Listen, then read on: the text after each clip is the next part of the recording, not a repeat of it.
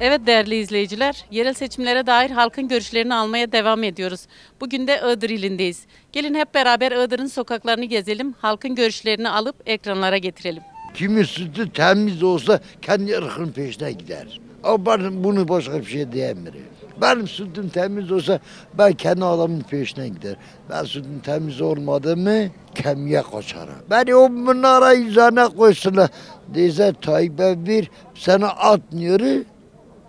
Ama ben derim beni at ben vermiyorum. Bizim parti her zaman arkasındayım.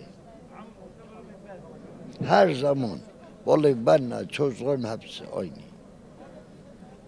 Oyunuzu kime veriyorsunuz onu sorsam? Ben kendime veririm be başkası. Kemiğe mi vereyim mi? Adam ne diyor? Adam diyor sütü bozuk olan başka yere koyuyor. O demek Ve- kendisine verecek.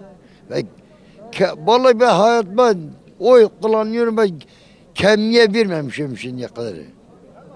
Bizim bazı insanlar var kemiğe kaçırlar, kömüre kaçırlar, bir torba makarna kaçırlar. Ben açık söylüyorum bize de haberin cezaevi atsın. İşte ben cezaevi atsınlar. Kemiğe kaçırlar. Bir torba şeker, 5 kilo şeker, ondan sonra bir paket çay, 2 kilo sıvı yağı, bir çuval un, gece getirir milleti kapısına atıyor, oy bana veriyor. O bana ırkı da satıyor. Ben başka bir şey diyemiyorum. Yandaşlarına veriyor ama halka vermiyor. Devlet sabahına kahvaltıyı vallahi bile bir şikayetin ismini da vermiyorum. Sabahına özel o yemeği vallahi ki lokantalarda da yok. Özel yemek getirip onlara veriyordu. Benim paramdı. Vergim paradı. Ben vergimi ödüyorum benim hakkımdı. O insanların hakkı değil tutuyor veriyor. Peki gelecek olan yeni yönetimden beklentiniz ne yani? Bu şehir Vallahi- için ne yapmalı? Onu geri kendi vatandaşına düşünmen lazım. Ben nasıl senin arkanda değilimse de benim arkamda durmanla hakkım var. Ona da bu Azari mi, bu Kürt mü, bu Çerkez mi hepsi bir tutacağız. Sen bir tuttun vallahi yoluna devam ederse bir tutmadı mı ikinciye yoksa daha. Tayyip'e merhaba. Sen sürekli zam yap biz de içelim. Para çok sağ olun var olun. Başka yapacak bir şey yok. Öyle verelim çıksın. Mevcut yönetimi nasıl buluyorsunuz burada? Hiçbir şey yapmıyorlar bize. Sadece kazık çakıyorlar bize çıkıp gidiyorlar. Başka bir şey yok. Açık. Tam kazık zamanı gelmiş yine çaksınlar bize biz yine aynı kabulleneceğiz. Tamam hanım. Bunu yayınlayın yalnız. Peki ne değişmeli sizce yani bu daha iyi bir yaşam Yönetim olması için? değişmeli yönetim. Yönetim değişmeli. Konuştukları lafı konuşamıyorlar ki bakıyorlar böyle başka bir şey konuşuyorlar. Ne bu millet acıyla ölüyor bak. Mevcut yönetimden memnun musunuz? Şehriniz güzel yönetiliyor mu? Memnun değiliz. Memnun değiliz. Bir işimizi düşende 50 sefer müdürün yanına gittik işimize bakmadı. Dalımızı çevirdik gittik. O kadar. Seçimler hakkında düşünceleriniz nelerdir? Biz deyiz bu kavimden kurtulak da ne olursa olsun. Daha gitmemişsin. Yani bu hiçbir zaman bir Allah rızası için bir iş yapmadılar. Yandaş şey. Ya şehrinizde ne değişmeli? Hizmet olarak neyiniz eksik? Hizmet olarak yolumuz yok, suyumuz yok, hiçbir şeyimiz yok. Bağlık üstüne. Rusya beğenmediği sebzeyi buraya geliyor. Aynı 60 lira 70 lira. Bura hayvancılık yeri. Etin kilosu 500 lira. Sen olsan kabul eder misin? Peki sizce nasıl değişir bu sistem? Bu başta olana kadar değişmez. Çünkü yandaşı çok. Yeni gelecek yönetimden beklentiniz ne peki? Yeni gelecek yönetimimiz bu yolu, bu asfaltı yapan beğenmediniz HDP yaptı. Şimdi de hepsini harapladı. Hazine yerin metrekaresini yapmış 1,5 milyon. Bu adam yıllardır oradadır. Metrekaresi 1,5 milyon. Bunu nereden getirecek? Nereden şey edecek? Ben değilsen yani bunu Allah rızası için hele bunu bir gündeme getir. Ne yapacaklar? Yerel seçimler var önümüzde. Yerel seçimlere dair düşüncelerinizi alabilir miyiz? Evet, önümüzde yerel seçimler var. Düşüncelerimiz umarım iyi bir şey başaracağız. Bundan dolayı da eğer kazanırsak çok güzel şeyler kadınlar için üretmeyi düşünüyoruz ama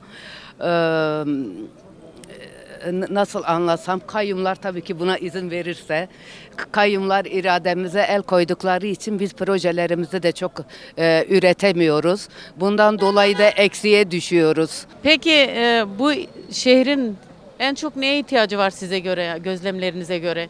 Ekonomik anlamda olsun, çevre düzenlemesi olsun. Ya bu şehrin birçok şeye ihtiyacı var. O kadar çok eksiğimiz var ki hangisini sayısam bilemiyorum. Bundan dolayı da bir kere ekonomik olarak çökmüş bir vaziyette. Gençlerimiz yani gidip oturacağı bir alanı yok. Sadece bu gençleri kafelere sıkıştırmışlar. Bu kafelerde de nargile kafeler var. Onun dışında sosyal ve eğitim olarak bir aktivitemiz yok.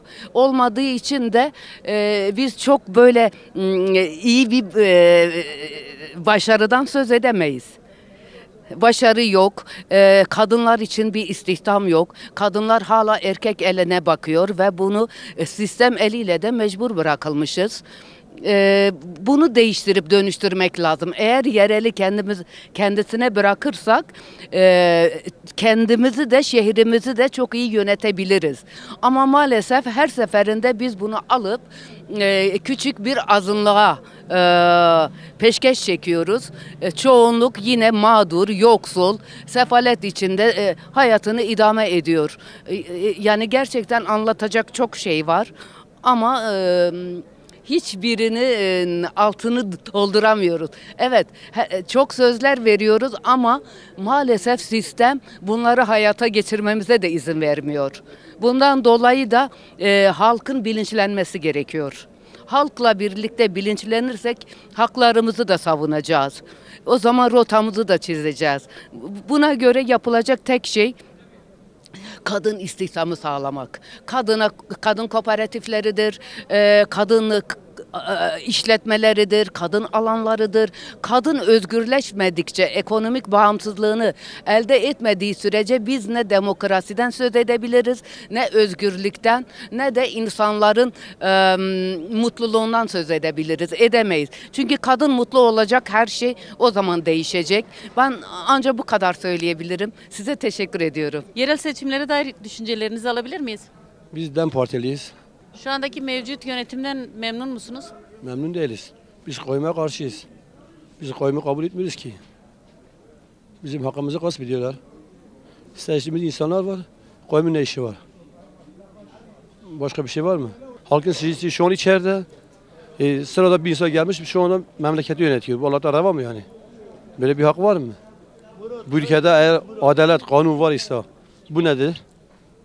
Nesi bu? Biz buna karşı biz kabul etmiyoruz. Dedim biz HDP'liyiz, HDP'ye vereceğiz. Bizim belirli bir partimiz var. Bir sıkıntı sorunumuz yok. DEM Parti'dir de. Başka diyeceğim bu kadardır. Peki mevcut yönetimden ne kadar memnunsunuz? İyiyiz, yönetimde sıkıntımız yok. Belediye yönetiminden. Yani Şu an kayyumdan mı? Kayyumdan nasıl memnun olacak? Kayyumdan insan memnun olur mu? Koskoca ağzına diyorsun kayyumda. Kayyumdan memnun olamayız ki. İnşallah onları biz göndereceğiz. peki ilinizde ekonomik durum nasıl? Geçim oluyor mu? Gençlerin işsizlik durumu nedir? Gençler hep ben 4 ay bundan önce Antalya'daydım. Ben burada bir il yönetimi olarak, bir il başkanı olarak yönetimi bıraktım. Ben metropole çalışmaya gittim. Demek ki sıkıntılar var yani. Değil ki gençler. Gençler hat safhada işsiz, güçsüz, ekonomik sıkıntı sıfırdır. Onu sen benden iyi biliyorsun. Peki yeni gelecek olan yönetim neler yapmalı sizin şehrinizde? HDP mi? DEM Parti mi? Evet. İnşallah iyi şeyler yapacak. Mehmet Nuri Güneş'e biz güveniyoruz. Ekibine güveniyoruz, yönetimimize güveniyoruz. Bu Halk Partisi'dir. Bu partiye diğer partilerle kıyaslamayız. Bu parti sen benden iyi biliyorsun. Halktan gelen bir partiye inşallah zarar da göremeyiz. Yerel seçimlerle ilgili fikirlerinizi alabilir miyiz? Yerel seçimlerle ilgili bir şov yapacağız.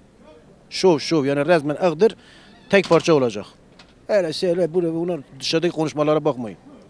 Direktmen açık ara farkla öndeyiz. Açık ara farkla. O eskisi gibi değil. Şimdi kapı kapı dolaşıyoruz. Ama yine de Hangi parti? başka parti var mı? Başka bir parti var mı?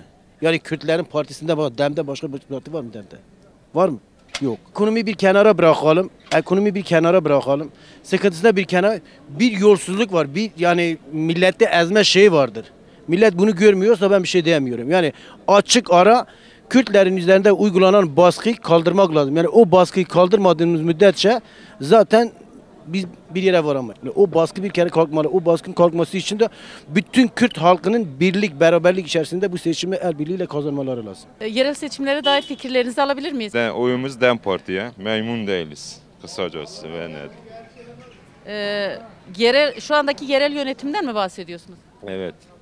Memnun değiliz. Oylarımız DEM bu kadar. Yerel seçimler var önümüzde biliyorsunuz. Buna dair düşünceleriniz nelerdir? Yani şu an yani iktidara bakıyoruz.